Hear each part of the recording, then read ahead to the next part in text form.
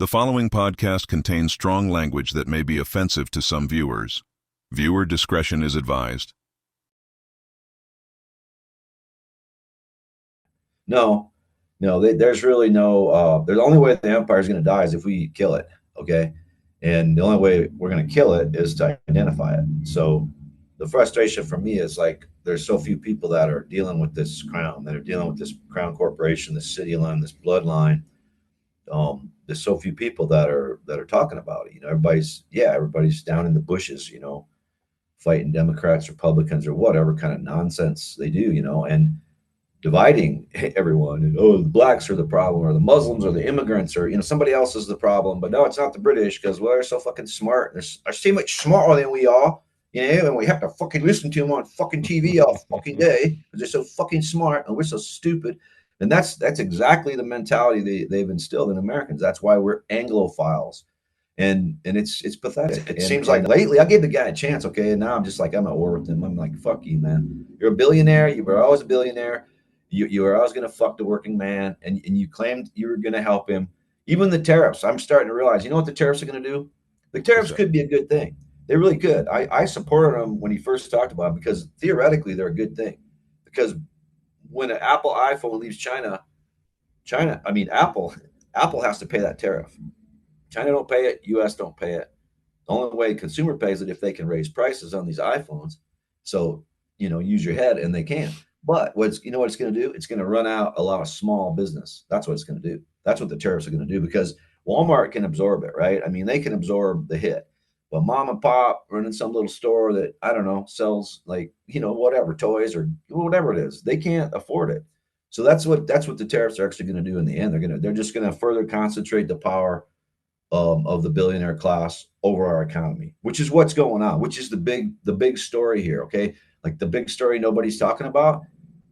And I say it all the time, but I've been saying it but because it's true, because it just gets worse, because it's just the concentration of wealth among the super rich it continues to accelerate, which is why housing is too expensive for most people, which is why, because these guys have 10 or 15 houses, man. I live in a place in the beautiful Black Hills, and you go buy places in the winter, they're empty. They're castles that are empty. $10 million homes that are just empty in the winter because it's cold here. And they go to Florida. They own a house in Florida. They own a house in Texas, maybe. Whatever. They own houses everywhere. And this class of people is who Trump represents. And only difference with Trump and the other, where I differ with the Democrats who say Trump's so different, he's such an authoritarian. No, he's the same as everything else. He's the same as Bush, Clinton, Obama, whatever, Carter, all the way back to Kennedy was the last good president we ever had. That's why they killed him. But he's the same. It's just that he's the face of it. Like he's out of I keep saying the oligarchy's coming out of the closet. That's Trump. Trump represents the oligarchy coming out of the closet. And now here's another one. Here's another, like, how evil can we make the people? How can we just make them sit there in their homes in America and watching emaciated people being gunned down by Israeli tanks at food distribution sites, which also have vending machines at those sites, so that the Israeli citizens can come and watch the Palestinians be gunned down, the emaciated Palestinians be gunned down by Israel, and I guess laugh about that. So I guess those aren't weakling people, right? Those are the strong people. Is that right, Trump? So is that right, Trump? Is if you're strong, you go do genocide on people, and you just know you're a fucking loser, dude. You're a weakling, little bitch. If you're strong, you fucking stand up against that shit, okay? And that's what I'm doing, and I don't give a shit. I don't care. I don't care where the money's at. Alex Jones can have the fucking money. That's why I don't get money, because I don't toe nobody's fucking line. And the minute I see bullshit, I call it. And then look what he's doing with our money. Look what he's doing with this economy. Everything's going up. Everything's getting expensive. Nobody can afford nothing. This whole thing is going to wipe out. And what's he done to stop prices increasing? Has he broken up any cartels? Has he broken up the meatpacking cartel? Like we've been asking for 40 fucking years in South Dakota, because there's 5 companies that control all the meat packing here, and the ranchers are getting fucked. No, he hasn't done that. Has he broke up the oil companies? No. Has he nationalized the Fed? No, he just keeps talking about Jerome Powell. It's a distraction. The whole we laughed about it. We were like, what the fuck is this? And we saw it coming. I was in that time when it was just coming. It was just coming. This whole kind of fake left that has replaced the real left and discredited, more importantly, probably than anything, it discredited the real left. Discredited it. Don't you understand? That's the point. What do you think really scares these people? What do you think really makes the billionaire class scared? or the royal family's scared, or the bloodline. What do you think? What do you think it is? You think it's capitalism? Really? You think it's smaller government? Does that scare them?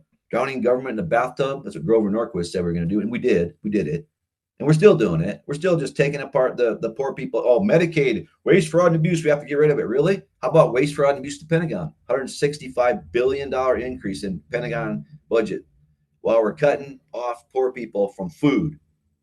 Man, if you ain't got the morals to see the wrong of that, if you're that bought into the fucking Alex Jones capitalism is our Shangri-La bullshit, or whatever, whoever says it. There's so many people saying it every fucking day. They won't even, it's money. Okay. It's beyond DC. DC is, who controls DC? Money. K Street, corporations. Who controls corporations? The banks. Who controls the banks? The royal family. Yeah. This is where I've been researching my whole life. Yeah. And I'm just telling you, this is how it works. And it's not, the government is not your enemy. The government is your enemy now because the government is captured and controlled by the rich. They don't care about justice. They're not like us. They don't have a sense of fairness. They're Satanists or Masons. Same thing. It's the same thing. And that just means you don't have a moral compass. You don't care about right and wrong. All you care about is eating more than everyone else, owning more property than everyone else, drinking more than everyone else, fucking more than anyone else. That's all you care about is instant gratification. You don't have like a moral compass. There's no right and wrong in your world. And that ain't how I got raised. And I ain't about to live in a fucking satanic country. And that's what it is right now. That's what it is. That Iran's right when they call America the Great Satan. But what happened was throughout the years, they stole our land, man. Okay, it's just that simple. The short story, they stole our land because now less than 1% of the people in this country own land. Less than 1%. So it's flipped completely in 250 years. And they've stole all our stuff. They stole our land. They stole our industries. They stole our patents. They stole everything. And they stole our labor to do it. And they're still calling themselves fucking job creators because they don't respect the working man who actually creates the jobs, who actually creates everything. The working man creates it. They don't create nothing. They just sit there and do nothing, man. I got no respect for them. I got no respect for them. And then help small business. That usually means helping a guy that makes $1 million a year. That's their version of small business. And that's how they keep people stupid. And then they have to have an underclass. So you have to run drugs onto the reservation and keep the Indians strung out so people hate Indians. You have to run drugs into Compton and South LA and Harlem so that people hate black people. All those black people doing drugs, look at them. You have to have that underclass because then the middle class will always blame the underclass for their problems instead of looking at the billionaire class in here, but I have faith. And I know there's a God, and I know there's a creator that made a beautiful world, and we fucked it up. Not we, but they, really, the billionaire class fucked it up. The bloodline, the Anunnaki bloodsuckers fucked it up. And I'll fight against them until the day I'll fight them after I die. I know I'll be fighting them after I die until we get rid of them. But I'm not going to bank on this world. I'm not going to bank on, and definitely not on any politician or any leader of anything, because like I said, you don't even get to be a leader if you have morals. They will never even hear who you are. You got to be really lucky. You may start out that way though, Dean, but once you move up that ladder, something happens to these people, man. Yeah, you know what I mean? That's true too. They do sell out, and they it's whether they know it or not, money or pussy or whatever it is, they'll sell out. And so that's the other thing, and then they know that. So that's the nature of the satanic system we live in.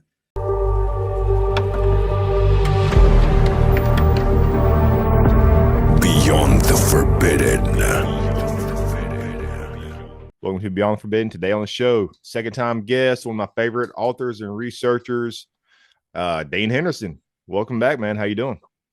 Hey, man, I'm good. How you doing, brother? Well, like I told you just a few minutes ago, that I love your Substack, and everybody go and throw everything out, website, social media, Substack. Just go and throw that out at the beginning, man.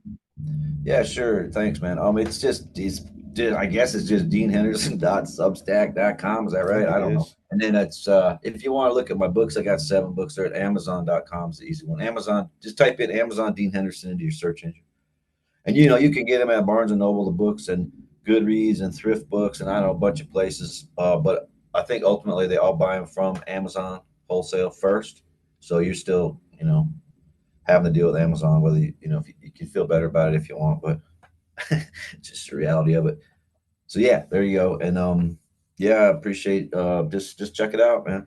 Yeah, and I'll give the links to everybody also. But so I asked you this before, and so a lot of people may not have listened to the one that we did back in I think it was January, February, something like that. I think it was January. So first off, we might be touching on some sensitive topics that people just don't want to hear, because a lot of people are conditioned and maybe still attached to that cult hive mind mentality. But when it comes to, we'll get into Trump here in a minute, but some people say that the crown, the England, the monarch, or all of that crap going on over there in the UK. Some say they don't have that much power. I know you write a lot about it, that they are basically one of the top tier control oligarchs, behind the scenes. Of course, I guess you got their puppets like the Rothschilds and other elite families that do their bidding. But I guess for the ones that say that they don't really have that much control, what would you say, Dean? Well, you just got to look at the facts, man. You can listen to lies all day long, and you will if you turn the TV on, you'll hear it. That's not all you hear, but if King Charles is the world's largest landowner, which he is, then there you go. I mean, person that owns more land than anyone else in the world, and they don't have any power, they're just a figurehead, right? So that's what they want us to believe, they're just a figurehead and they don't have any power. But in fact, they are the power, and all this offshore money that can't be traced, whether it's Bermuda, Bahamas, Cayman Islands, Vanuatu, Liberia, whatever, offshore haven, Isle of Jersey, Isle of Guernsey, all these offshore havens are just ways for the crown to hide its money, because it goes through the Bank of England, which sits in the city of London, the 1 square mile city of London. It's not part of London, not part of England, not even part of the United Kingdom. But it is kind of, but it's just separate, because then they can just do dirty things. And so it all gets laundered through the Bank of England, through these numbered accounts, into these offshore bank havens. And that's how massive trillionaire amounts of wealth are accumulated in this world without anybody knowing it. And that's how you get idiot people saying like Bill Gates is the richest guy, or Elon Musk is the richest guy, or whatever kind of nonsense. These are just minions of the crown, and they are minions of the crown. Bill Gates is a knight commander of the British Empire. That's his title. Check it out. Elon Musk is a member of the Royal Society. So they're connected to this bunch, but they're just the lower people that actually have to still work for a living, a little bit at least, not much. But these people that I'm talking about, they don't work at all. They hang out on yachts, and they hang out in castles, and they don't do shit. I mean, they're just parasites, and they just make a lot of money. And they own BlackRock, and they own Vanguard and State Street, and these companies that you'll find is to be the top 5, usually the top 3 shareholders of every single Fortune 500 company. And so absolutely they are the power, and the Rothschilds they're not under them really. They're just part of it really, because they kind of married into it. That's what happened, was all these Ashkenazi Jews, who were the Khazarians, who were the Babylonians before that, who wrote the Talmud, who now, Ashkenazis in Israel running that country. They are the Nazis. They all married into the crown. They all married into the bloodline, and because they were their accountants and their bankers, and that's what the Hofjuden, that's what they call them, the Hofjuden, which means court Jew. And that's what they did. They kept track of the money and of the crown, and they also got them into debt through war. They borrowed them money when they needed it, whatever. So they pretty much intermarried with these older bloodlines really, and became that same bloodline. And people say, well, how many bloodlines are there? Well, there's one, and they're all related, and that's the truth, because that's coming from Burke's peerage and officialdom. When asked on CNN after the Queen died, are these kings and queens of Europe all related? And they said, yeah. The guy said, yes, they are. And then I pretty much already, I figured that in my gut, but I didn't know that, and now we know that. So there's no 7 bloodlines of the Illuminati like Fritz Springmeier talked about, and there's not 13 bloodlines of the Illuminati or whatever like Gary Wayne talks about. There's one bloodline, and they all are related, and it's one big family, and they are not human. That's my contention. Although if others have a different contention, it really doesn't affect my thesis about who runs the world at all, but it's just it's history. You know, it's just history. If you follow that bloodline from Sumeria to Egypt, Babylon, Khazars, goes the other way, goes to Venice and becomes a Holy Roman Empire, and becomes the city of London. And it's just this continuity, and the empire never died. It just became, it just changes location. That's what happens with this empire. And it's another myth, you know, that, oh, if you overstep or if you do things wrong, your empire is going to die. No, no, there's really no, the only way the empire is going to die is if we kill it. Okay. And the only way we're going to kill it is to identify it. So the frustration for me is like, there's so few people that are dealing with this crown, that are dealing with this crown corporation, this city line, this bloodline. There's so few people that are talking about it. You know, everybody's down in the bushes, you know, fighting Democrats, Republicans, or whatever kind of nonsense they do, you know, and dividing everyone. And, oh, the blacks are the problem, or the Muslims, or the immigrants, or, you know, somebody else is the problem. But no, it's not the British, because, well, they're so fucking smart. They're so much smarter than we are, you know, and we have to fucking listen to them on fucking TV all fucking day because they're so fucking smart and we're so stupid. And that's exactly the mentality they've instilled in Americans. That's why we're Anglophiles, and it's pathetic. And it's pathetic. I mean, the British are some of the stupidest, most savage, brutal fuckers you could ever meet. And it has trickled down into British society. You know, most of them, okay, I don't really like them. Some of them I do. The ones that are rebels are really good, like David Icke. And, you know, the ones that said, you know, we know what you're, then they're just like here, you know, it's just like, I don't really like America too much, but people like us, okay, we're clued in. So we have a chance. But they're pretty, I mean, the Brits have experienced this nonsense for so long that it has trickled down into their society. And yeah, it's not who I want to be the best friends with. We should be friends with Russia. You know, we should be friends with Iran. We should be friends with countries that have oil, you know, strategic importance to us, not just because of some special relationship that we were told was good for us, because it's not good for us. It's good for them. It's good for the UK. It's good for the city of London.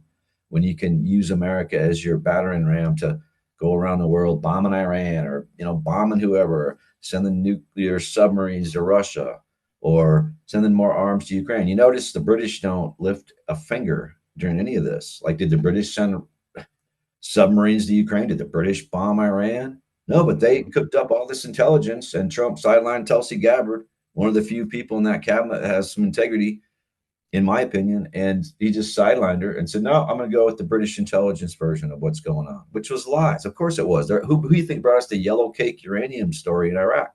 British intelligence. Well, you also had the Mossad also, though. And the Mossad, yeah, they're the choir boys. I mean, they're the subsidiary of the British intelligence. Okay, that's how it works. Like, everyone, who's more powerful in your opinion? The British intelligence, absolutely. They created Mossad. They created the CIA in 1947. They created the entire national security apparatus of the United States at a meeting in London. And at the same time, they were forming MI6, MI5. They formed the CIA, they formed the FBI, they formed the NSA, they formed the Five Eyes Alliance, and that all falls underneath the crown. And they're the senior partner. They're the ones pushing the war in Ukraine. They're the ones that, you know, Zelensky, when he ran for office, he said, I'm going to make peace with Russia.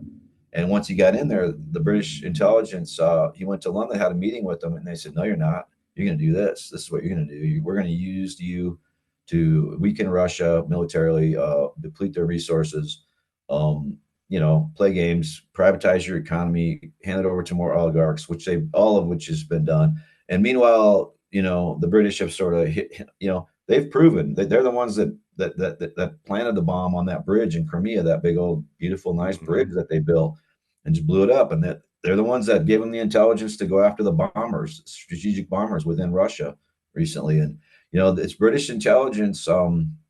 But see, that's what they do. They make these claims that, oh, you know, that same kind of thing. Oh, we're not powerful. We're just a poor little United Kingdom. And, you know, the CIA runs everything and the Americans run everything. We're just the junior partner. We have to do what the Americans tell us. It's just the opposite. Okay. It's just exactly the opposite. But we don't have to do. Wasn't that part of Sun Tzu's Art of War? I think, I don't remember the quote, or like, make your enemies believe that you are weak and you don't have any power, you know? Yeah, of course. It's almost like a hidden snake on the trail, you know? Oh, this is a beautiful day, and no snakes here. boom, you know. Yeah, just like Israel. Just I mean, that's that's all they do. That's all the Mossad does is lies. So I mean, they just make things up, and they're the victims, right? I mean, oh gee, we're the victims, us poor Jews. Yeah, okay, you've killed 60,000 Palestinians now, and you're still the victims. Yeah, no, they really are. They're poor little Jews, and we're still talking about it. Oh, Columbia University and these protesters, we should throw them out of the country. Really? These are the people we should be electing to office. These are the people who should be running this fucking country. Not punk ass little orange boy who fucking caves in on every fucking chance he gets. It seems like lately I gave the guy a chance, okay, and now I'm just like I'm at war with him. I'm like, fuck you, man. You're a billionaire. You were always a billionaire. You were always gonna fuck the working man, and you claimed you were gonna help him. Even the tariffs, I'm starting to realize. You know what the tariffs are gonna do? The tariffs could be a good thing. They really could. I supported him when he first talked about it because theoretically they're a good thing. Because when an Apple iPhone leaves China, Apple has to pay that tariff. China don't pay it. U.S. don't pay it. The only way consumer pays it if they can raise prices on these iPhones. So use your head, and they can. But what it's going to do? It's going to run out a lot of small business. That's what it's going to do. That's what the tariffs are going to do because Walmart can absorb it, right? I mean, they can absorb the hit. But mom and pop running some little store that I don't know sells whatever toys or whatever it is, they can't afford it.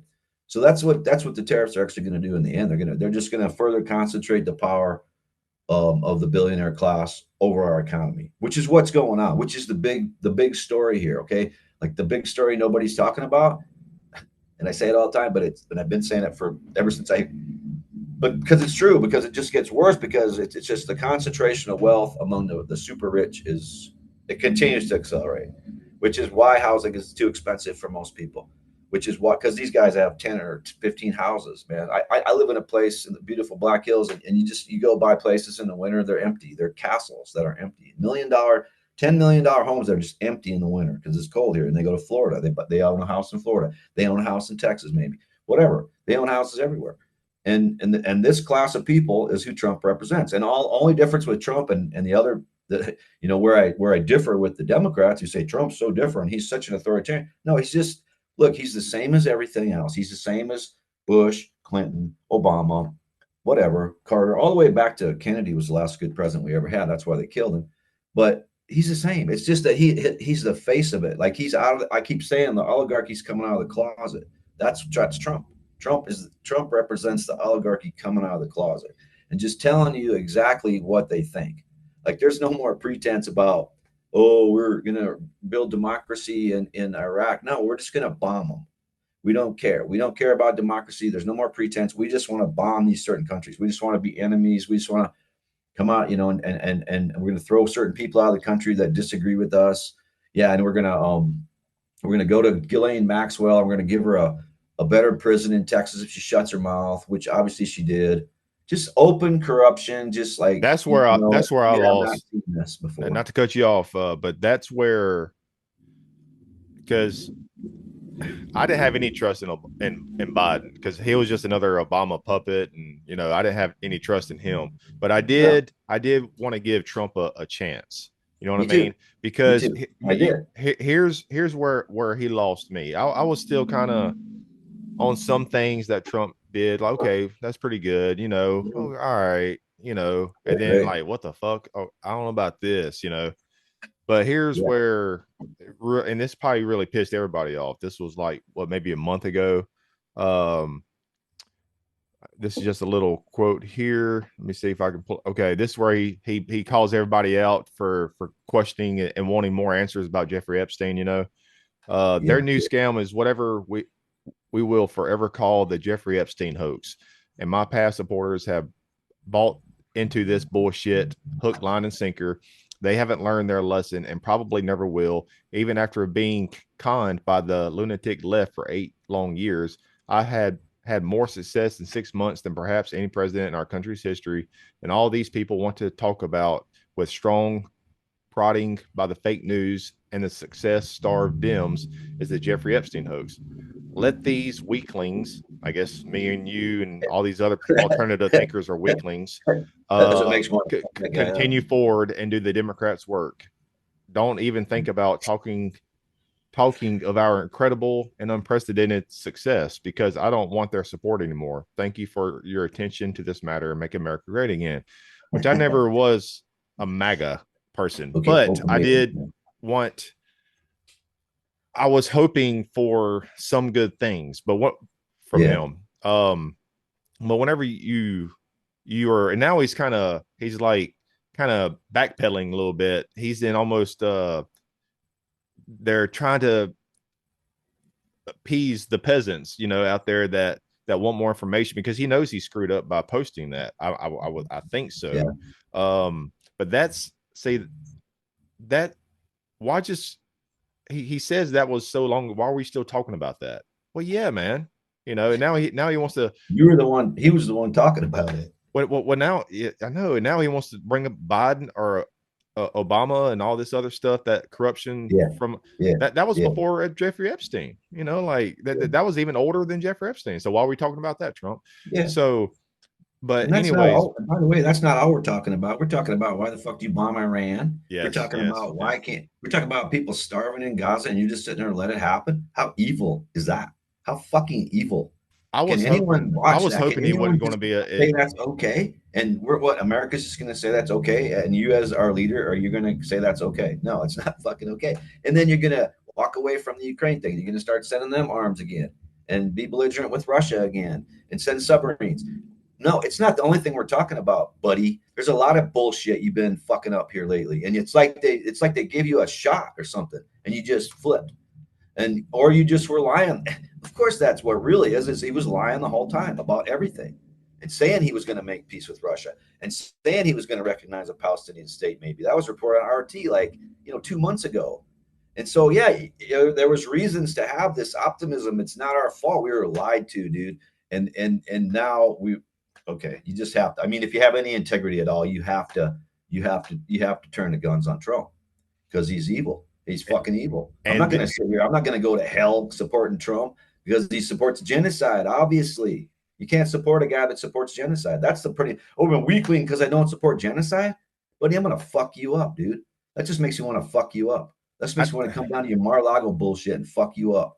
And I think a lot of people feel the same way. I didn't realize how much he was controlled by Israel. Yeah, and is that it? I did not. And I feel like a dumbass because I'm like, I didn't see that. You know what I mean? Like I figured maybe a little buddy. I got your back. Yeah, but no, it's a lot deeper than that. I knew let me see if I can pull up. Go ahead and talk about something, whatever you want to, and I'll try to pull up one of these notes real quick about. Yeah. Well, it's just you can't just I don't know how anybody could. I just don't know. I don't know. Really, it's just like what they did with COVID, right? It's like. It's another beta test, this Israel thing. That's what it is. It's like, how evil can we make the people? Will they turn in their own family members for not wearing a mask or for not getting a kill shot? And we backed them off of that finally. You're welcome.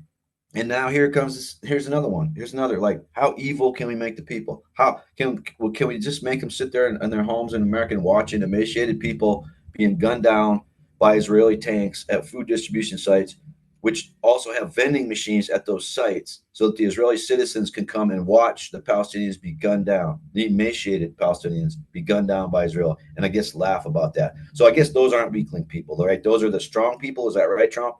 So is that right, Trump? Is if you're strong, you go do genocide on people and you just know you're a fucking loser, dude. You're a weakling, little bitch. If you're strong, you fucking stand up against that shit, okay? And that's what I'm doing, and I don't give a shit. I don't care. I don't care where the money's at. Alex Jones can have the fucking money. That's why I don't get money, because I don't toe nobody's fucking line. And the minute I see bullshit, I call it. But this is like, I don't see how anybody could support this guy. He's a knucklehead. And then look what he's doing with our money. Look what he's doing with this economy. Everything's going up. Everything's getting expensive. Nobody can afford nothing. This whole thing is going to wipe out. And what's he done to stop prices increase? Has he broken up any cartels? Has he broken up the meatpacking cartel? Like we've been asking for 40 fucking years in South Dakota, because there's 5 companies that control all the meat packing here and the ranchers are getting fucked. No, he hasn't done that. Has he broke up the oil companies? No. Has he nationalized the Fed? No, he just keeps talking about Jerome Powell. It's a distraction. The whole Fed. He gives you a cherry on top, though. He gives you a cherry on top That's every what now it and is. then. That's the cherry on top. Look at me. I'm at the Fed with a hard hat on. I'm talking about the cherry on top with the with the waitresses and waiters tax-free tips and stuff like that. Right. You know, Right. that's one of the many cherries. That's right. Like No, that's the classic kind of propaganda method, right? You tell truth about a lot of things, and there's a lot of people in our business, Michael, and we, I'm not going to name no names, but look, like 75-80% of the people in the conspiracy podcast biz, they're CIA. And so what they do is they give you 80% truth and then 20% lies, but they're very big lies. One of the biggest ones that I can think of right offhand is how the Jesuits are running everything. Fucking Jesuits are the only decent part of the Catholic Church, the only decent part. And this last pope we had was the first Jesuit pope we ever had. And he was the best pope in my lifetime for sure. And I think in a lot of people's lifetimes going hundreds of years back, he actually was a pretty good pope. And so that's one of them big lies. That's one, you can get down to the Catholics and if you want to talk about the Knights of Malta, I'll talk all day long because that's the mole in the Catholic Church. And who's hold up, who Dave. had the Knights of Malta? King Charles. Charles. Before we get off too far away from what you just said a while ago, something about this movement, the alternative movement, the conspiracy movement, whatever. I know you've been doing this a long time. I woke up in 2006. I woke up right when I came back from AIT in my basic training in military. I'm like, what? There you go. I just signed a 6-year deal. You know what I mean? Like, what the hell? That happens a lot. Actually, but anyways, I've noticed this type of awakened people. These people, these alternative thinkers, and I'm awakened. I'm Johnny come lately to the scene. I know more than you. I've been awake since 2020. Johnny come latelys, and they think they know it all, and they and they come to me at work and like, have you listened to this Lex Friedman podcast? I said, oh yeah, that Zionist Jew, because people get taken in by it. That's amazing. Well, my point is, you have Lex Friedman. I'm not saying that some of the people they don't have on the show aren't good or credible. No, I'm not saying that. I'm talking about Friedman. I just got a brain fart.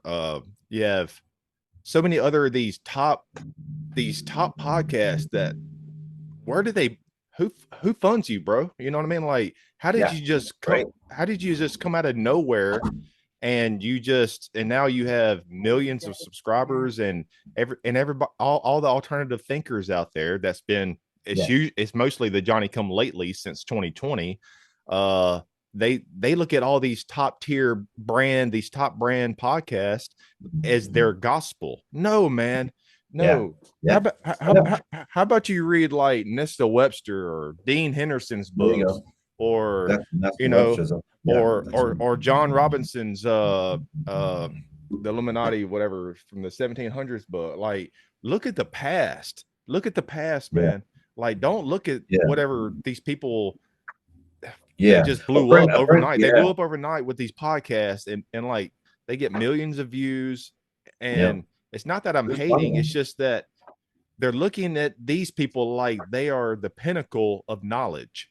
Exactly. No, there's a lot more better podcast. I'd much rather listen to an old podcast. I actually go to archive.org to pull up old podcasts because you can't find shit on the internet anyways no more. Because if we forget the research from the past, like, we're just going to repeat the same shit today, but it aggravates me because I know I'm rambling a little bit.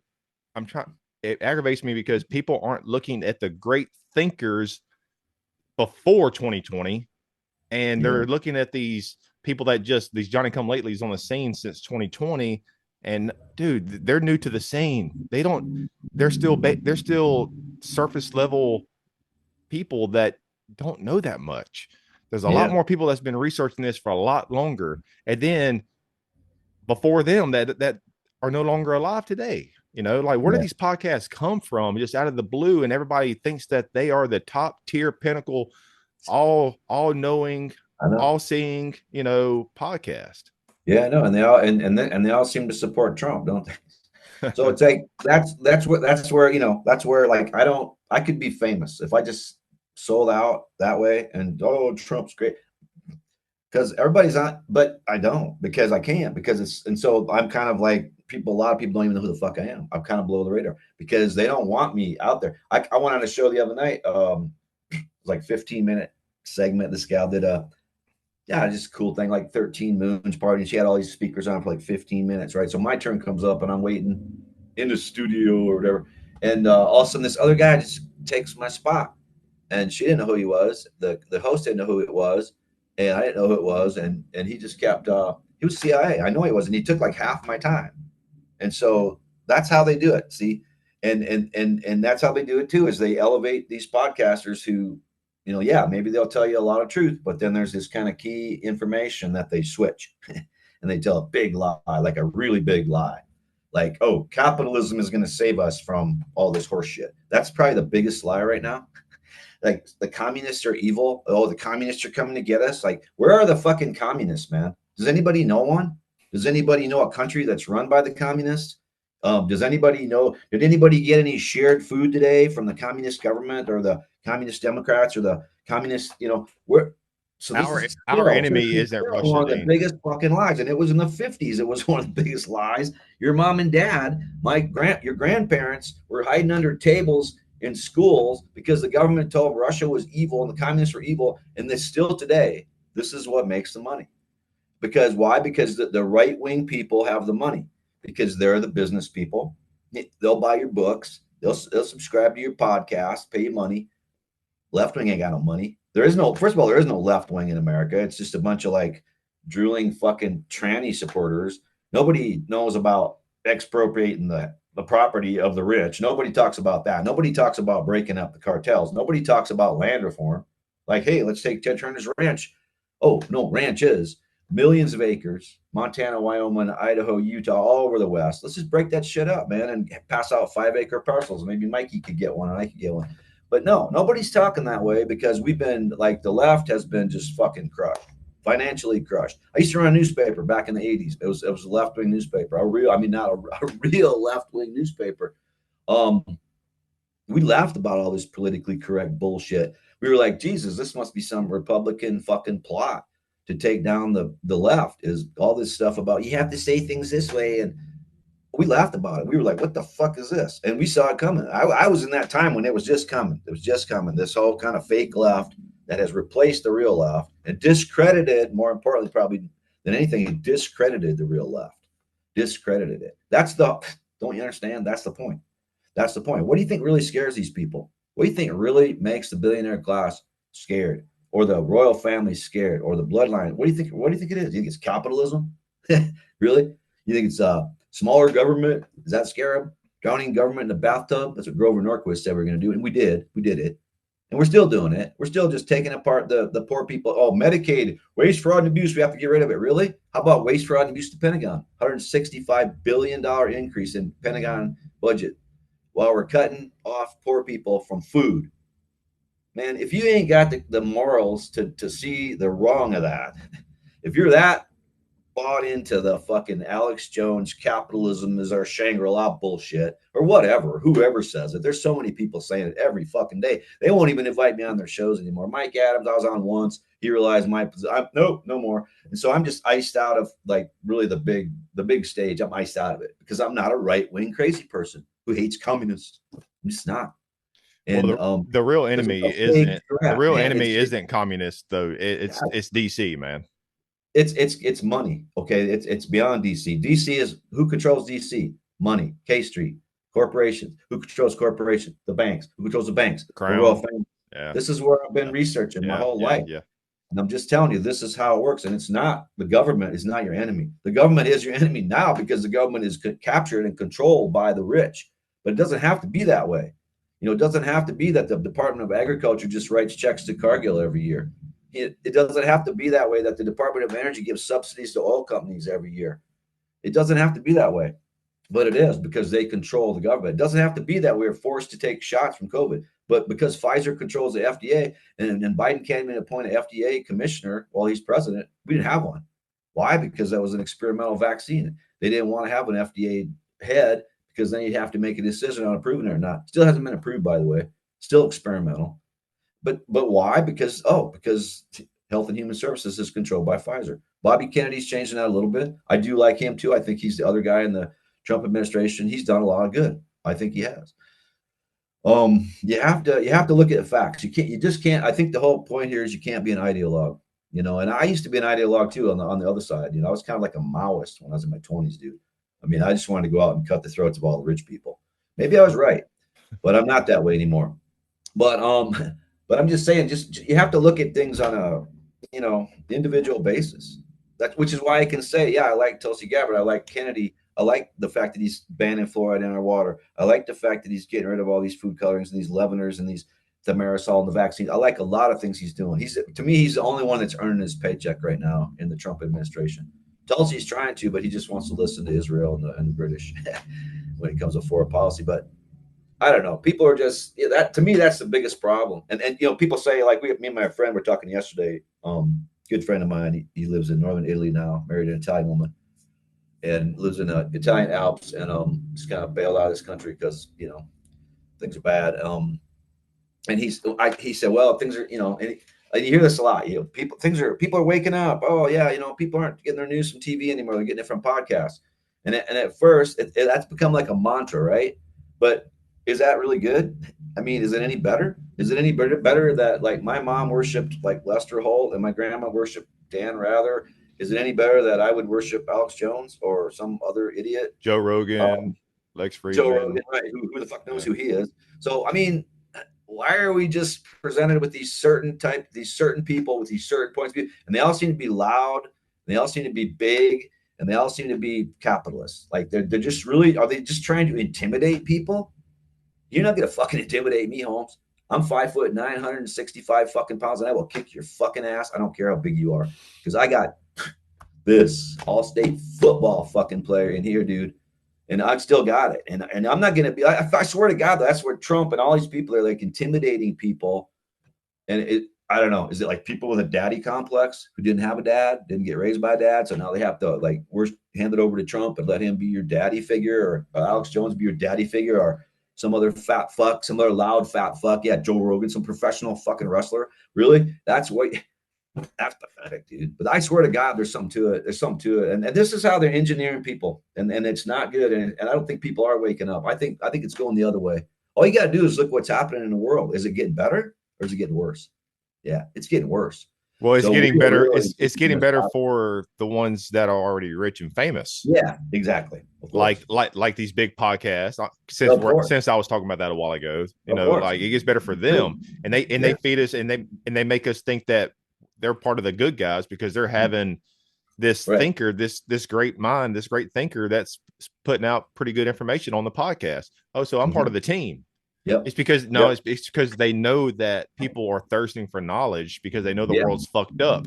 Exactly. So they look for these big names and they think, like I said, they are the pinnacle of knowledge of podcast hosting. And because since they had this person on the podcast, they must be credible. And they might be. They probably are, a lot of them that come on those types of big wig podcasts. But there's so much more depth and knowledge out there that's been covered up, that's been censored, that's been forgotten about. You have to find it on archive.org, even if that, or just buy these old ass books, like the knowledge is out there. It's not on these, on the Johnny Come Lately podcast programs just because they want to make a quick buck because they know it's a popular, because people know that this world's fucked up, man. Yeah, they do. But you're right. That's why they do it. And that's why they brought Trump out too in the first place, was because they saw Bernie Sanders getting traction in 2016. And, I'm not a Bernie supporter anymore because he caved in twice to Hillary. I did work for him in 2016, going door to door in Des Moines, Iowa. And other things like he won't even say it's a genocide in Israel. I mean, why not? So he's just weak. But that being said, he has the right economic approach. And they saw that Bernie was going to come in, and he was talking about like what, a 0.5% tax on every Wall Street trade. You know what a great fucking idea that is? 0.5% tax every single Wall Street trade. You know how much money? You want to talk about terrorists making money? That ain't shit. If we tax every Wall Street trade, and you got to realize most of those trades are BlackRock, Vanguard, Goldman Sachs, Morgan Stanley, not mom and pop. pop don't fucking trade. They have mutual funds at the best, But if we tax every single transaction on Wall Street a 0.5%, Jesus, we'd have trillions of dollars. We'd be out of debt. This country would pay off the $36 trillion debt. Seriously. So this is the kind of shit that scares the hell out of them. Because if BlackRock has to pay 0.5%, oh my God, oh God forbid, they'd have to sell one of their houses, man. And they're so greedy, and they don't care. They don't care about justice. They're not like us. They don't have a sense of fairness. They're Satanists or Masons. Same thing. It's the same thing.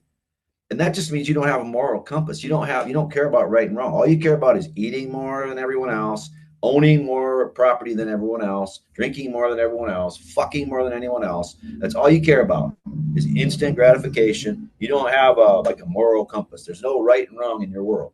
And that ain't how I got raised. And I ain't about to live in a fucking satanic country. And that's what it is right now. That's what it is. That Iran's right when they call America the Great Satan.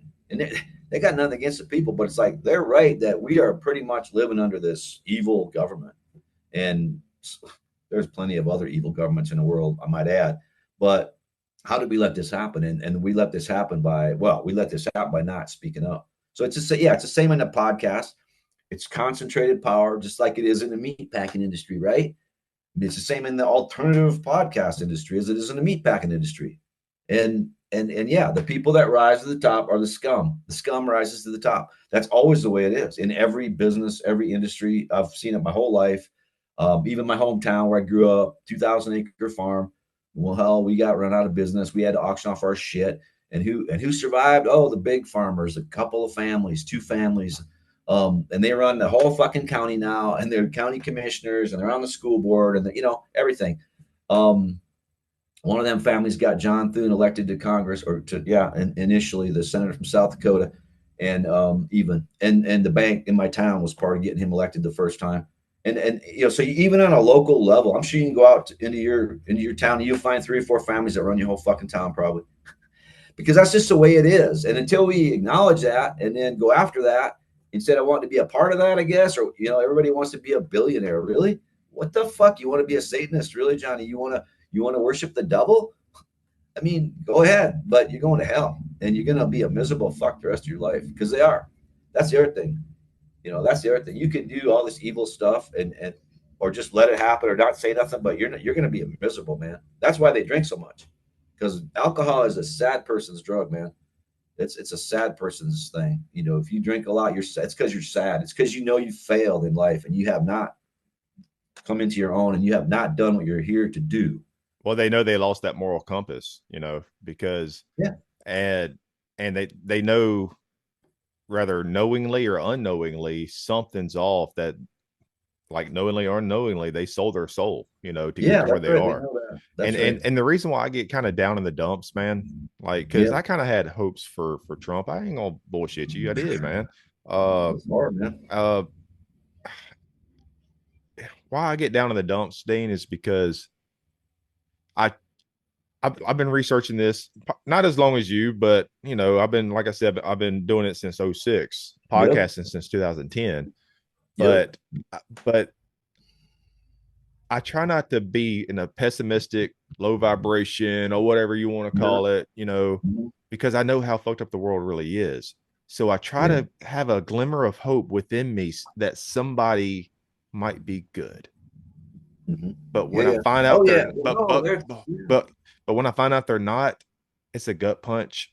I know. And then I go back to what I've always said, and I'll let you have the floor. What I've always said before, then I go back to this every time after I lose hope, is I trust nobody in suits. I'm not saying, I know I'm generalizing. I know I'm generalizing. But anybody that gets to that top pinnacle, I've said this before, I can't become a general manager at, let's say, McDonald's. I can't become a general manager at McDonald's without lying, cheating, backstabbing, losing my moral compass, manipulating the system, fucking people over. Think about a much bigger, broader system of politics. DC. You can't get to that top telling the truth, nothing but the truth. So help you God, having the correct moral compass, all that. But I try not to be like that, but that's the way it's set up. That's why it's okay to kind of sort of live a life of, you don't have to live in poverty, and you shouldn't. You should get enough to live okay.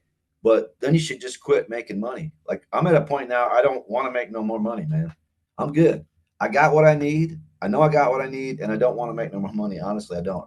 That's one of the reasons I turned my Stripe shit off on Substack, and I don't want donations. But the main reason was because I found out Goldman Sachs and Wells Fargo own Stripe, which is how you get paid through Substack, and they take like a 15% cut. So if you give me $8 a month on Substack, $1.50 of that's going to Goldman Sachs. Fuck that. Fuck that. Fuck all of that. And the whole system though is set up that way. And yeah, man, if at every turn, if you don't sell out, you'll go to the back of the fucking line. So you just have to realize that, man. But it's not that, I don't have, like Bob Dylan said, hope's just a word around some wide angle curve, but faith, baby, faith's what you need, and you need it bad. And that's what I got. I don't have hope because I don't know, I don't know what's going to happen. Probably we're all going to be just nuked, man, pretty soon here. But I have faith, and I know there's a God, and I know there's a creator that made a beautiful world, and we fucked it up. Not we, but they, really, the billionaire class fucked it up. The bloodline, the Anunnaki's bloodsuckers fucked it up. And I'll fight against them till the day I'll fight them after I die. I know I'll be fighting them after I die until we get rid of them. But I'm not going to bank on this world. I'm not going to bank on, definitely not on any politician or any leader of anything, because like I said, you don't even get to be a leader if you have morals. They will never even hear who you are. You got to be really lucky. You may start out that way though, Dean, but once you move up that ladder, something happens to these people, man. Yeah, you know what I mean? That's true too. They do sell out, and they it's whether they know it or not, money or pussy or whatever it is, they'll sell out. And so that's the other thing, and they know that. So that's the nature of the satanic system we live in. Whereas, okay, we could have a system where you can criticize it all you want. I don't care what you think. But Laos is a real communist country. Actually, I've been there. It's amazing. It's like there's Soviet flags on their banks, the old Soviet Union. And everybody has a free house, and everybody has free land, and everybody has free healthcare. Everybody has free education. A lot of free shit. And that's Cuba too, and any socialist. Syria before we tossed Assad out. And that's why we tossed Assad out, by the way, is because he was a socialist. They can't handle it, man. That's why we invaded Iraq, because Saddam had gone all socialist, man. I mean, it's the same goddamn story. Nicaragua, in the 80s, El Salvador, Namibia, Mozambique. I mean, just the list goes on of countries that we've overthrown, and it's always the same. It's always because they went to the left and they nationalized assets of the rich, and they help the poor.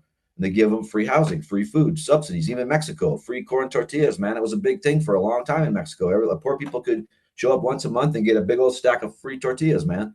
They couldn't handle that. So the Mexican debt crisis, when Mexico got in debt to the big bankers, the Chase Manhattans, the Bank of Americas, whatever, what they do, they ended the tortilla subsidies and a lot of other bad things. Handed over the state cement company, which was state owned, to Hillary Clinton's Lafarge Corporation, because she was on the board. Handed over the railroad, which before was a passenger railroad. I rode it in Mexico. They used to have a passenger railroad in Mexico. It was awesome.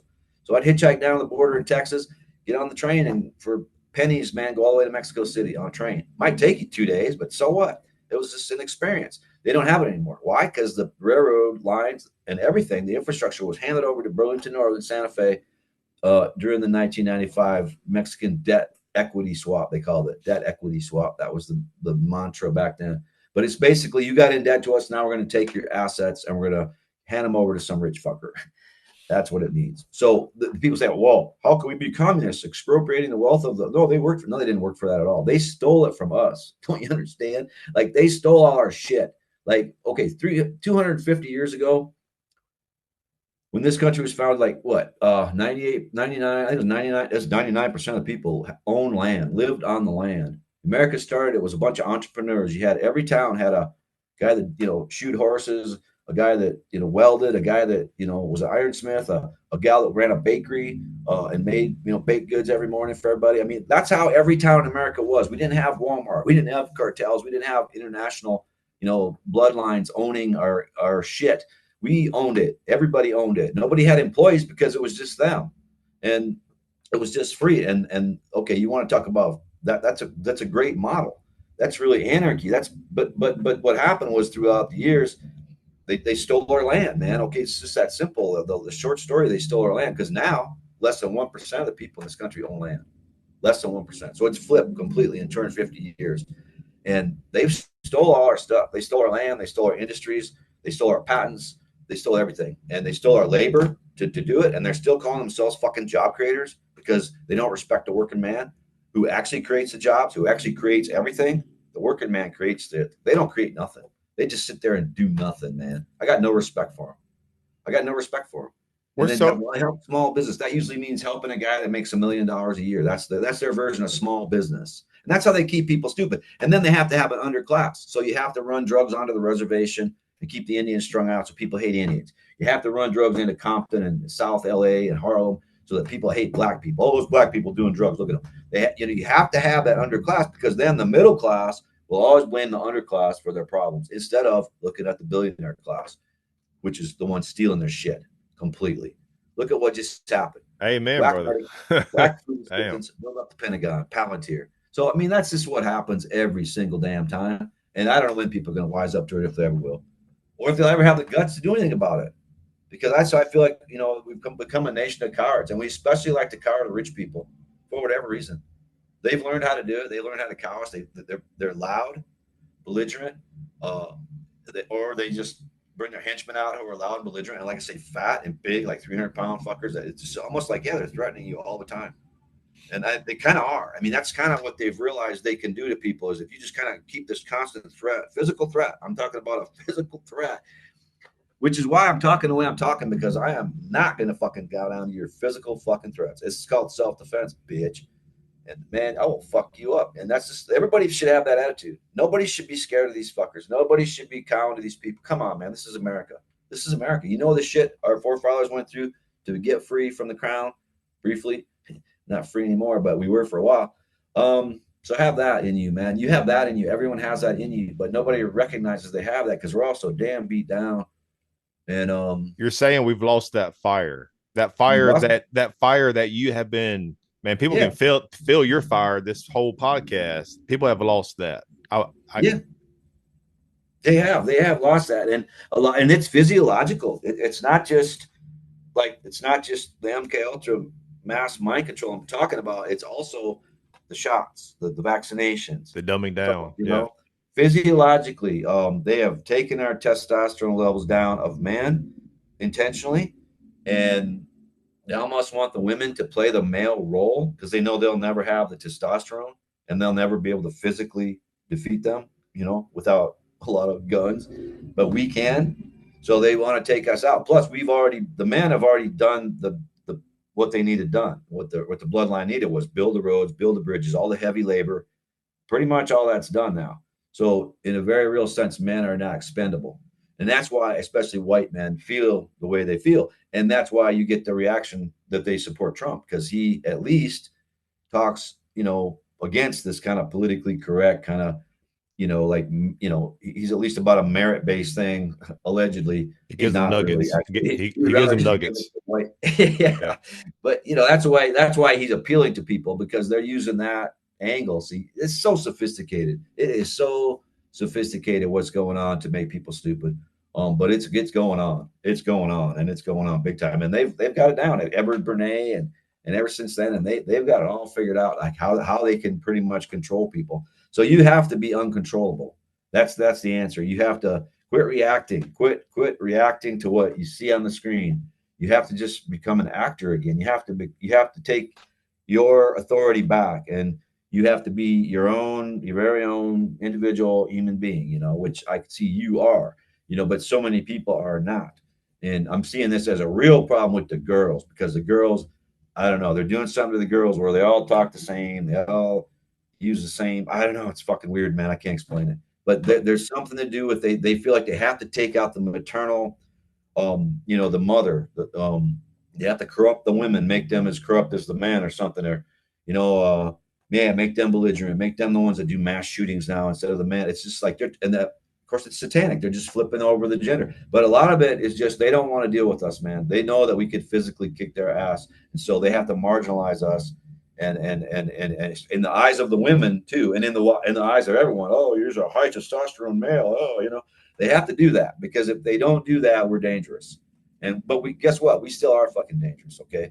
And that's the thing. And that, don't ever forget, the truth is dangerous. And we're here doing God's work. We're not here supporting the devil. And that's different. That's quite different from what most people are doing. Most people, that whether they know it or not, they're supporting the devil. They're supporting the satanic system. They're working for it. They're selling their labor to it for cheap, or they're buying the shit out of fucking Walmart from it, and then throwing it away and buying some more shit. And you can't live like that. You can't live like a fool, man, and expect good results. So a lot of it's just the way people live and the way, like, you have to take back your shit, man. You have to simplify your life. Everything, I don't know. It's a problem. It's a whole. You're talking about the monetary debt slave, everything, just the slavery rigged system we live in. Just for what, there's so many facets that there's just so much of this bondage that we can't even talk about one show, man. Just bondage, like taxes. Like, why should I have to pay taxes? Let's say for a 401k that they take taxes out of that for me to put into it, and then they'll pull out taxes for me to pull out. And it's like, well, you know what I mean? Like, that was just that 401k, that was all a scam. Because before Reagan was in power, companies had these things called pensions, right? And they would just pay you 100% retirement. Like if you worked for a big corporation like General Motors or General Electric or Ford or whatever, you would get 100% retirement, right? You wouldn't have to take half of your money and throw it in the stock market and risk it. But Reagan comes along, he's like, oh, we'll make it sound like it's such a great thing, this 401k. But what actually happened was they took away half of those benefits, and they made you pay for half of your own fucking benefits, and roll the dice in the stock market and tax you if you take it out early and pay some goddamn broker fee, right? And so that 401k was all just a trap. I mean, it would replace the pension system, which is when corporations took care of their people after they retired completely, 100%. They don't do it anymore. So Social Security, do they? This is kind of a two-part question because I have something I want to say. Do they? Well, first off, you pay taxes into Social Security. You know what I mean? Like they pull that out. Yep. And whenever you get to that age, drawing Social Security, do they tax that also? I think they do, man. I think I'm not sure because I'm sure they do. You know what I mean? I think they do. Yeah. No, it's all just a scam. Like that's why, I barely have any Social Security coming. I think it was a miracle. It was a God thing, but I hit the 40 credits exactly because that's what you have to have over our entire lifetime is 40 credits of work. I can't remember what a credit is. It's some amount of money in a quarter, every whatever. But so I have exactly 40. My wife has not 40. She'll get nothing. But we did that. Why did we do that? Because everything's a fucking scam. Because like if I pay into Social Security, what are you going to do? Oh, you're going to give it back to me? Really? Well, how nice of you. Isn't that great? How about I just don't pay it into that motherfucker in the first place, which is what I did. And everything I did, a lot of things I did was under the table. Now, I can't do that as much anymore because Amazon, my books, they took off. So I've had to pay some federal taxes in. Everything I'm doing is legit, but I figured out a way. See, my wife and I figured out that if you make, well, for example, right now, if you make less than, I think it's $29,000 a year as a couple, you don't have to pay federal taxes, which means you don't have to pay state taxes. Because if you don't owe federal, you don't owe state, even if you're in a state that does have an income tax. There's so many things people don't know how to get free from that. Here's another one. You own a house. If you do own a house, you can sell that house after lived in it 2 years as your primary residence, and you don't have to pay any capital gains on that house. Up to, I can't remember, maybe it's $500,000 a house, if it's and that was a Clinton law that he passed. And so we've taken advantage of that, my wife and I. We've sold property and made several $1,000s, but not had to pay any taxes on it because we lived in it for 2 years. We weren't flipping it, we were living in it and everything. So there's ways to do it, but you gotta start. Yeah. And that's my sticking it to the Matrix book. If you're a young person, I'm afraid if you're past about 40, it probably won't do you much good anymore. But if you're a young person, get that book. It's like $15, but it's like a Bible on how to do shit and how to do things and how to basically drop out of the system. I haven't had a job since I was 27 years old. I have not. And that's why I only have like 40 credits. And because I saw it early on. Yeah, man, like they want to take all this out for taxes and all this out for Medicaid and Medicare, all this out. And then what? We're going to give it back to me someday? Well, that's really nice of you, man. I really appreciate giving me my money back. But yeah, I mean, that's where tariffs could be a good thing. I mean, if you could have a system where, like again, this country was founded on on a system of tariffs, man. And we tax the East India Company, and we tax Standard Oil Company, and we tax General Electric, and everything they brought into this country. There was an excise tax, or going the other way. There was, if it was them, if it was the big cartels, we taxed them. That was the entire tax base of this country for a long time. We did not have an income tax until 1913. Same year the Federal Reserve was formed. Imagine that. Yeah. And same year the Ford and Rockefeller foundations were formed. Imagine that. And all these things happened that year. And and these foundations are just a way that the rich people can launder their money. That they can have the Ford Foundation and launder their money, and then they can steer social policy and socially engineer the society, because they're handing out all these grants, but they only fund what they want to see funded. Like here, all of a sudden now they're funding all these. They're supposedly it's called Rural America Initiatives, and it's helping the Indians, and they even play the drums during the commercials, and it's all about vaccinating the Indians, man. Rounding up the Indians to vaccinate them for measles, because the measles, it's such a big problem. There's one fucking person's died of it, I think. But this is the kind of shit they do, and then they'll engineer that, and then they'll make the Indians into like these. I don't know. It's just sick. It's just sick what they're doing, but that's how it works. And so yeah, you're better off, especially if you're young. Just don't pay into that thing. Find out a different way to make your living than wages. So something that's aggravating as hell, and what I'm going to propose or whatever I'm talking about, I know it may sound, I guess you could say, socialist in a way. I don't know, but whatever. It's not that I'm for it, but you'll hear me out. Okay, so we have so many people out there that receive free this, free that, free benefits, blah, blah, blah, blah, blah. And most of them don't work. Most of them didn't do the right thing. Most of them didn't finish, school, even though I didn't finish college either. I'm just saying, in a societal norm, didn't finish school, dropped out. They're into drugs. They're into, they can't, whatever. They didn't follow the correct blueprint of how society should be ran, or how you should earn your way through society. So here's my point. My wife, she did everything the right way, according to how things are supposed to go. I keep doing that because right. So she finished school. She's always wanted to be a nurse, an RN. She's a psych nurse.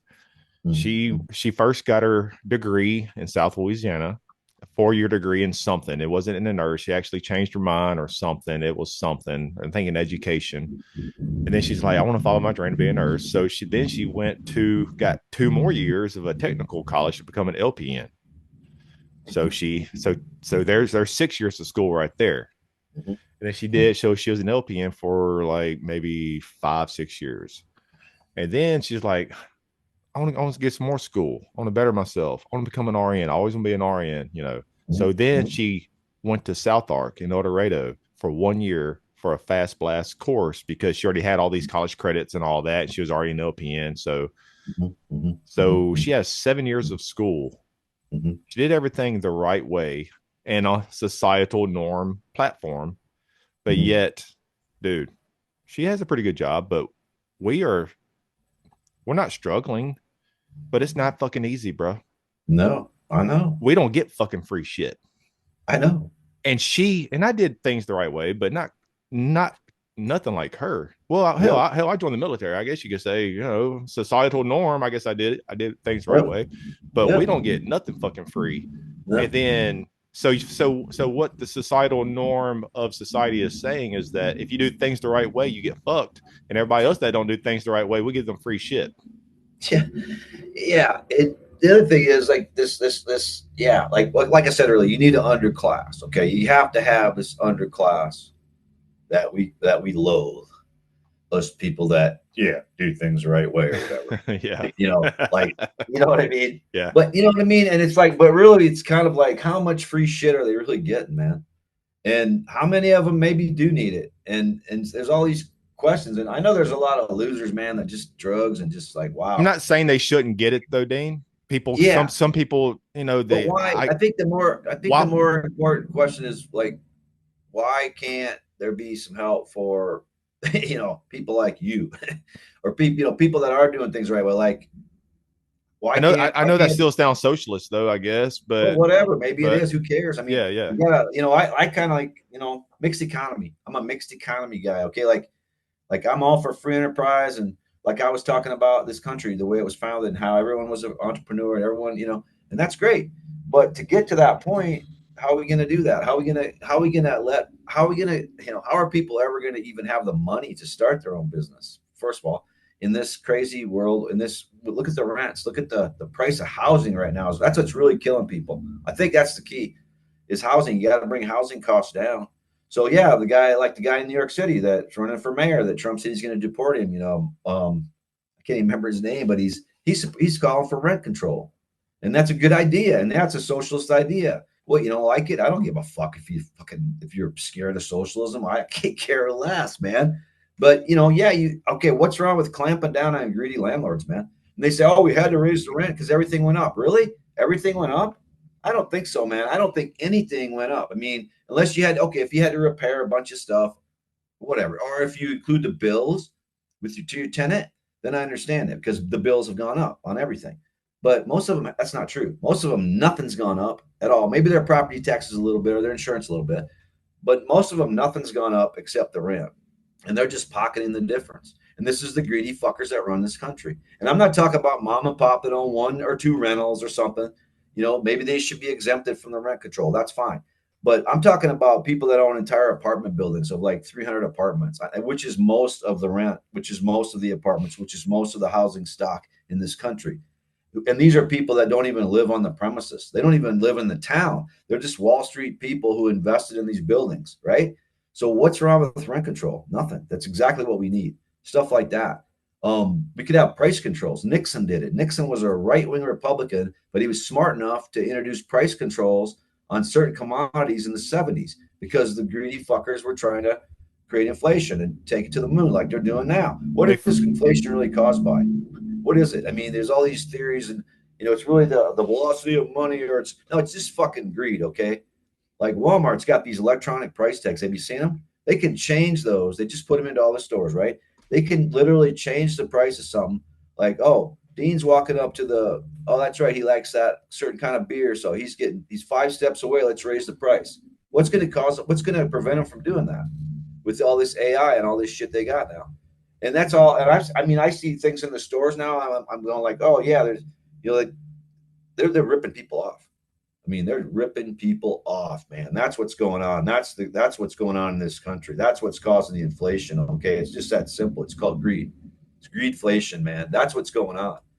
So what about those people? What about, these people down here, they get a few crumbs from the system. They get a check every month, because we have to have an underclass, to hate. And then we get nothing, and we just struggle. And then at the top, they just keep picking our pocket. These are the thieves, man. These are the thieves.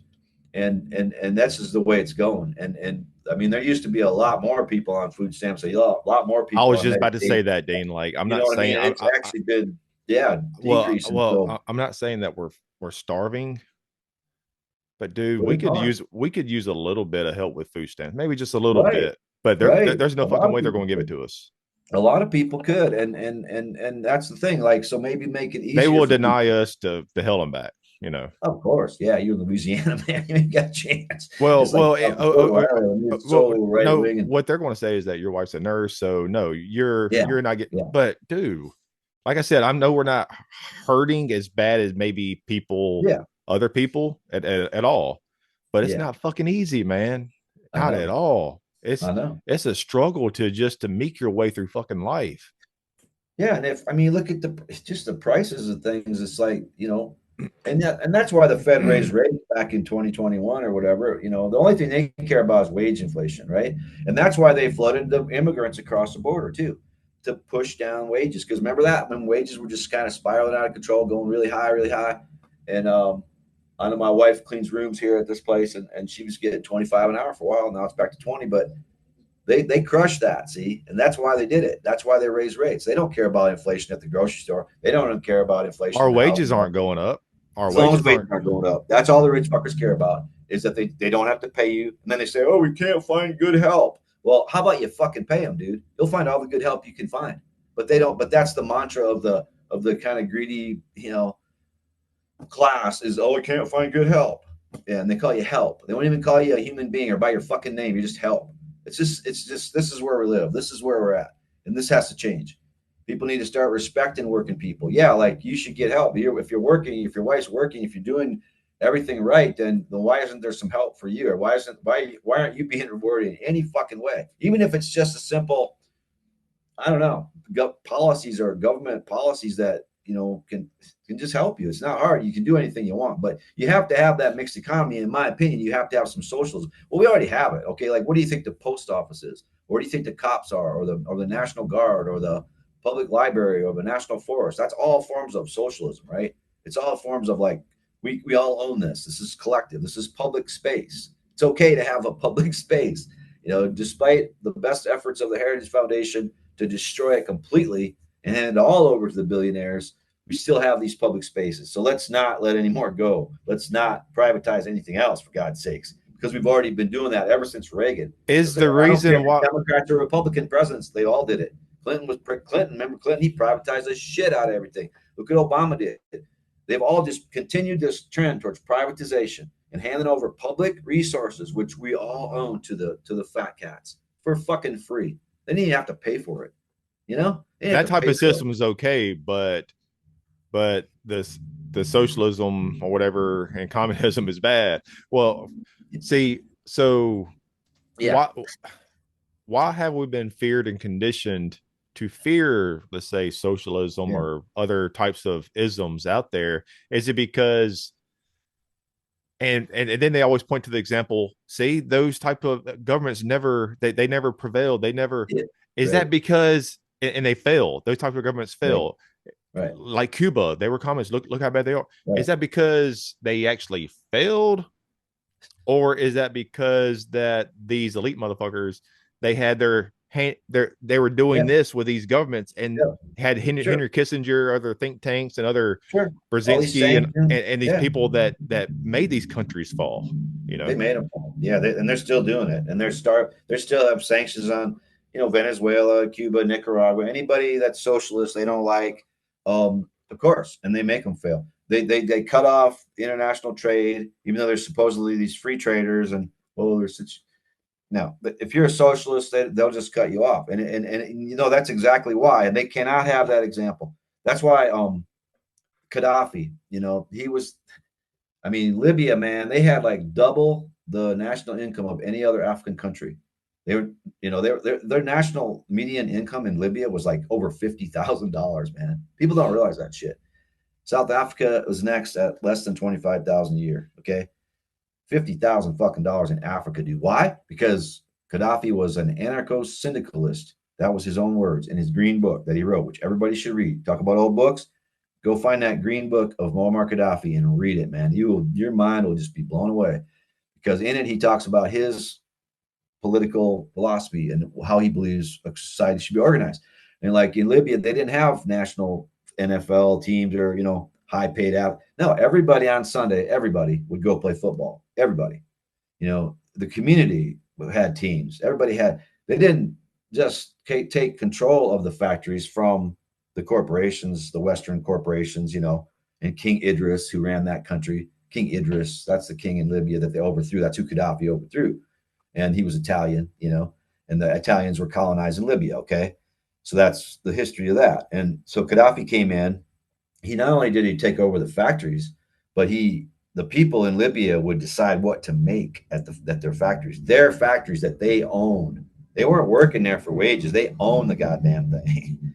That's socialism. Okay. That's real socialism. That's way different than, giving trannies a pat on the head or patronizing, women or black people, or just what they call the left in this country, which is just horseshit. There's no left in it at all, because real left requires economic, pretty much warfare. Okay. Because they've already done that on us. They've already taken their economic war on us, and they've been doing it since the fucking Middle Ages. Okay. Or before that even. They've been doing it for 8,500 years by my reckoning. They've launched an economic war against the average person to steal all our shit, to enslave us. So what's going to be our response? The only response there can be is an economic war against them. and that is going to require socialism or anarcho-syndicalism, as Gaddafi called it, or anarchy, which is the lack of anyone arcing over you, which is good because matriarchy, patriarchy, monarchy, all bad. Patriarchy, what's the difference? All bad. You don't want anybody arching over you, man. Anarchy means I'm against anybody arching over me. I don't have a leader. I don't have a boss. I'm not your fucking boss. I'm not here to enslave you either, tell you what to do. That's called freedom, Haas. That's called real freedom. Anarchy is really to me, that's Gaddafi had it right. And syndicalism, part of that means, okay, we're anarchists, but we'll work together on things that we can agree on, like owning a factory, and maybe we'll make some paper towels. That's the syndicalism part. And that's an old communist socialist thing, syndicalism. So there's nothing wrong with any of that stuff. We should bring all that back into the light. We should bring it all of it back into the debate, and we should talk about it and not let these fat fucking billionaires just say, oh, no, communism's dead. It's evil. No, moving right along. Don't let them do that, because of course they don't want it. Of course, that again, that's the thing that threatens their wealth more than anything else, is a change in economic system away from more capitalist, laissez-faire, no regulation, free for all, Wild West. Like, think Amazon, think Amazon.com. That's like, how do you get any more deregulated or Wild West than that? I mean, they're selling you shit that's broken. They're selling you shit that could kill you. There's nobody watching over you. There's nobody going to send Amazon to jail, Jeff Bezos to jail. He's just going to marry some 20-year-old in Venice or whatever. I mean, what's it going to take for people to, I don't know, stand back up against that and realize like they were hoodwinked? Like this whole idea that we have to deregulate things and how that's supposed to be a good thing. How's that a good thing? How has that affected your life? How has that affected my life? Well, not good, unless you own those giant corporations that got deregulated. And what they do instead is they regulate the small business people out of business, and they deregulate the big people. So it is about nuance. So they'll send a food inspector out to some mom and pop restaurant, but they'll never go inspect the Walmart deli. They will never do that. So it's all very selective too. But we've been sold a bill of goods like, capitalism equals freedom. No, that's two different things, man. You're comparing apples to oranges here. Capitalism is an economic system. Freedom and democracy and those kind of things, that's a political system.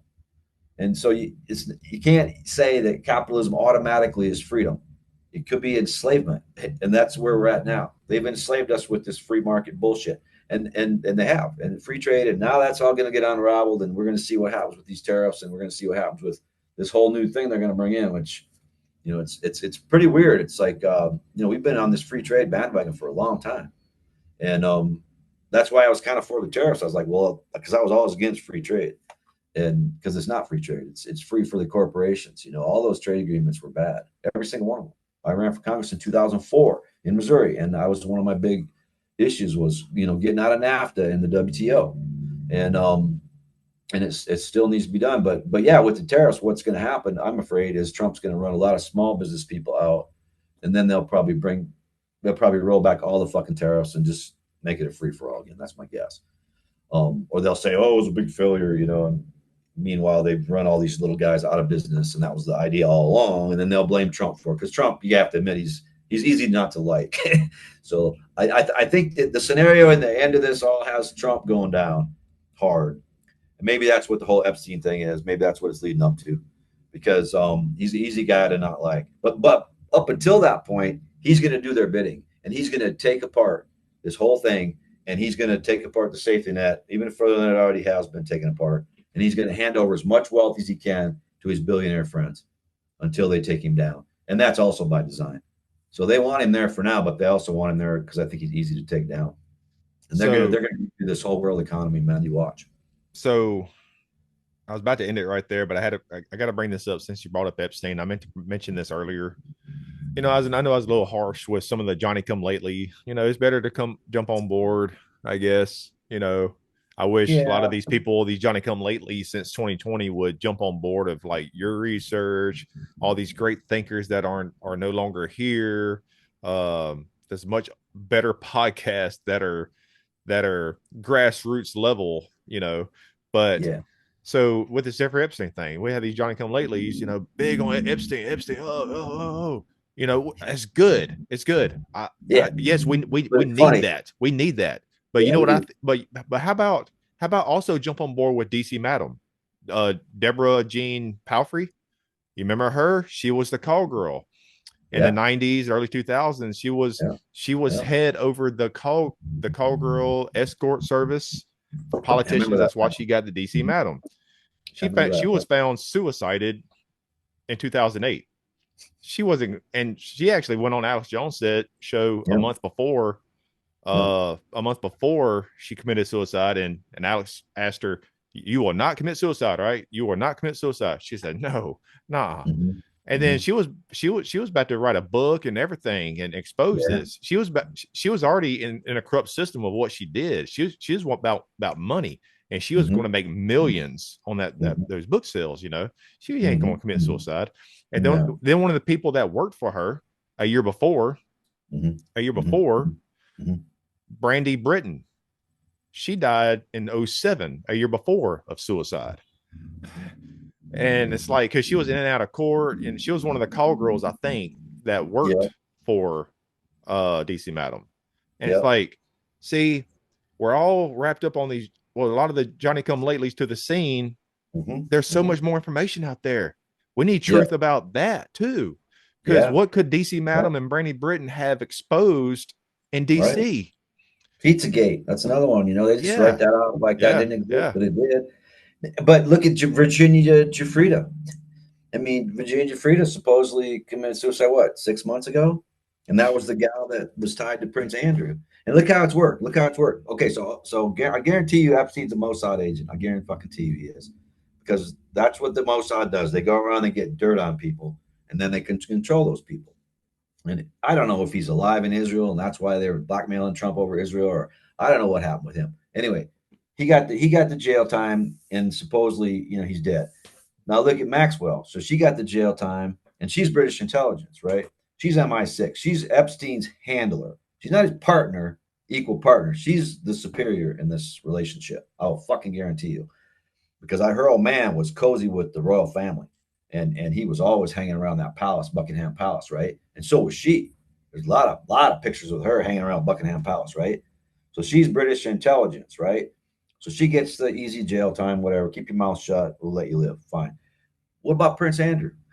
Prince Andrew gets no fucking jail time, kills Virginia Giuffrida, and they call it suicide, but does have to pay a civil penalty because they know he's guilty, motherfucker. But okay, there's your pecking order right there. Mossad, British intelligence, the crown. There's who runs shit. That just all you gotta do is look at this Epstein case and you will see. You just take it back and think about Prince Andrew and think about Maxwell, and think about Epstein, and you will see how things work.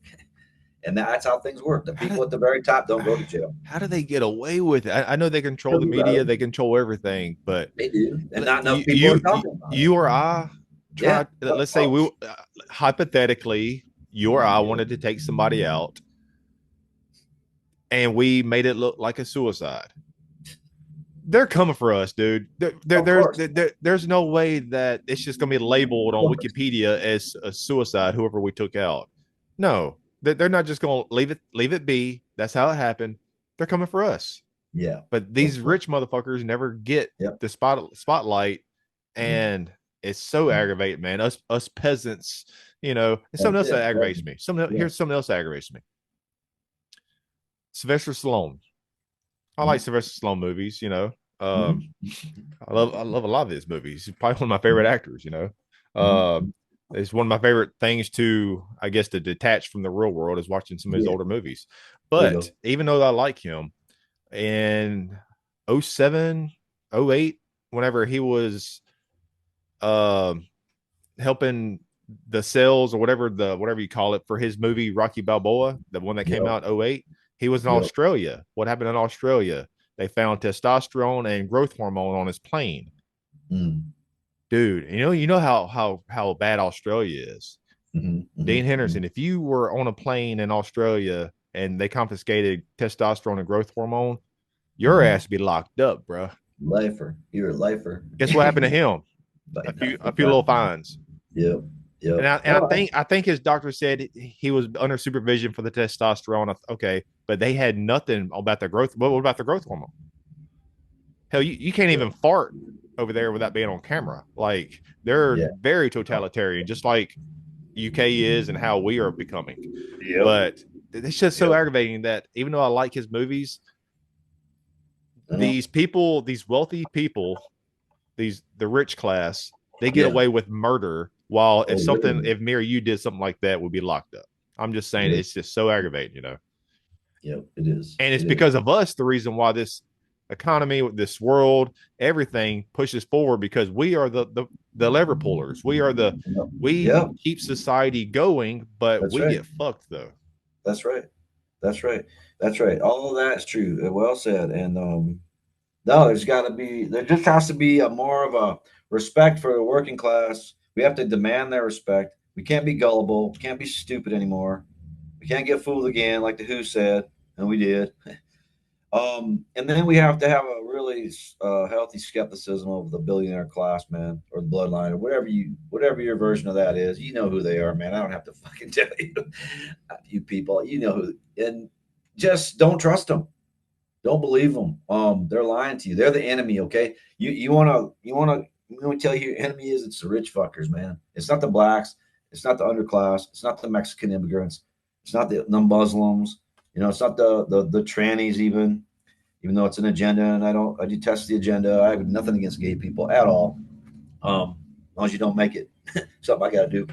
Yeah, right. None of that is your enemy, but the enemy is the rich. The enemy is the rich, and that's just something that, again, you're not going to make it on a lot of podcasts talking like this. And I mean, I really appreciate you having me on because, hey, they don't want to hear this. They don't want to hear this angle. This is the last thing they want to fucking hear.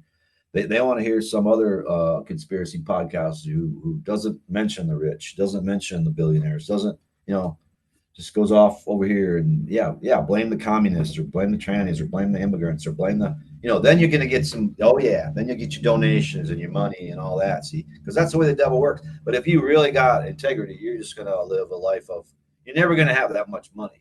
You talking about these podcasts? Okay with that. You talking about these podcasts, and we're about to go because I gotta get going myself. Yeah.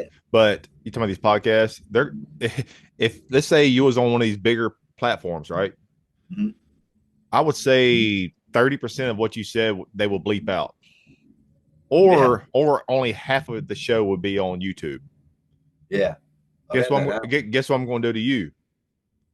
Unedited, the whole damn thing is going on YouTube, and whatever happens. Right, you know what I mean? Yeah, I know exactly, and that's what I appreciate. I know that's the way it should be, man. And if you look at we know. Okay, well, anyway, the bloodline, the rich, the billionaires, they're the problem. But the other problem is, we let it happen. We let it happen. We allowed way too many cops to come up to our window and stop us without question and asking for his fucking badge number. Okay, we allow way too many rich people to raise the rent without raising a fuss. Hey, I raised a fuss here. She tried to raise my rent here. I fucking told her fuck off. And guess what? She didn't raise it. You cannot expect a good result if you're just gonna roll over and let these people run everything. And you don't stand up for yourself and your family and your friends and your society and your country and your world. If you're just gonna be a schmuck that scare the rich people, you're gonna let them scare you out. You let them scare you off of shit like a coyote scares a fox off a carcass. Then you're not going to have a good result. And this is why where we're at. This is why we have Donald fucking Trump for a president, a billionaire, cabinet full of billionaires running our country, because they're out of the closet. They're showing you who they are now. Because guess what? They don't have to hide anymore. They don't have to pretend to be liberal anymore. They don't have to pretend to be just anymore. They can just come out and say, yeah, we're Satanists. We fucking hate you. We're going to try to kill all of you now because you've done what we need to done. And that's where we're at, right? And it's not too late, but people really need to grow a pair. That's the second part of the problem that we're having here is people, again, physiologically, again, MK Ultra, Project Monarch on a mass scale has caused this to happen. But we have to get our courage back, man. We're like the collective cowardly lion, I feel like, really. And that's not American, man. That's not American at all. That's so pathetic. That's what I hate worse than anything. I think I hate it worse than I hate the billionaires, man. That so many people have become cowards and not stand up to the billionaires, and then when you do, they make fun of you or they fucking marginalize you or they try to tell people you're crazy or, whatever. And that's been happening to me for 40 fucking years. It gets old, but I still do it because I know it's right and I don't care. And I'm gonna keep doing it until I die. And like I said, after I die, and But it's a real big problem, and it's something that yeah, we have to go to war with the ruling class. We really do. We have to take them out of power, and then we have to change this fucked up system to where it actually helps working people, man. And that's gonna it's not gonna be easy because we've gone a long ways down this road, man, of kind of privatization, laissez-faire capitalism. Yeah, a long ways down this road. But it doesn't mean we can't just hit the brakes, man. And I don't know. We gotta have some kind of political party that I don't know.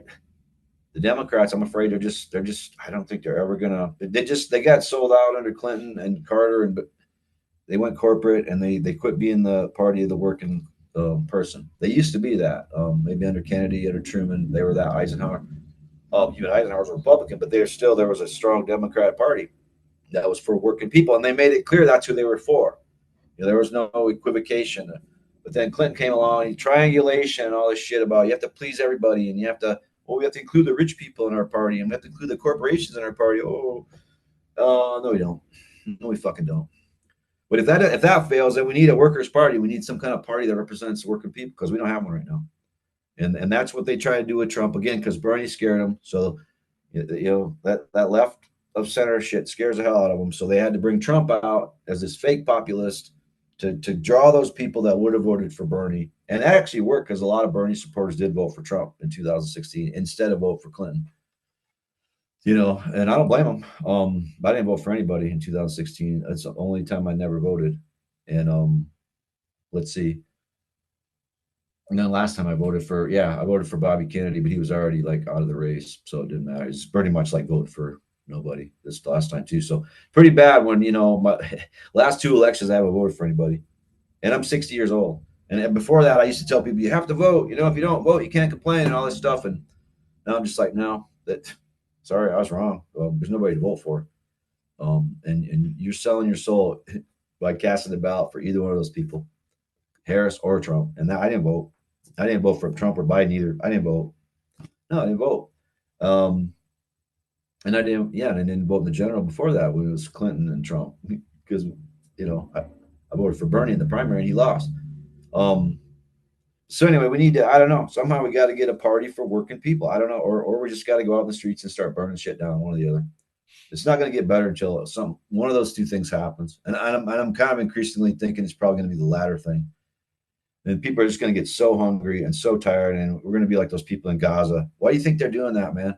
They're probably doing it because they're prepping for what's going to happen here when these tariffs fucking hit home, and people and the Medicaid cuts hit home, food stamp cuts hit home, all this high rent hits home. We're getting close. We're getting close. So what do you think they're going to do to people here who are hungry? Same fucking thing. A lot of shit they do in Israel. It's like a lot of things they're doing in Gaza. It's like a prep for this urban warfare that's coming in this country because I don't think they're smart enough. Frankly, these inbred rich fuckers are not smart enough to give us a little bit of political power, just a little bit to keep us off of their throats, man. And that's going to be a big mistake they made. Well, Dean, man, I appreciate it. Had a blast. Me too. I look forward to our next conversation and appreciate it, dude. All right. Hey, thanks so much, brother, and keep up the good work. Send me a link when you got one. All right, we'll do, man. All right, right on. Have a good day. Bye.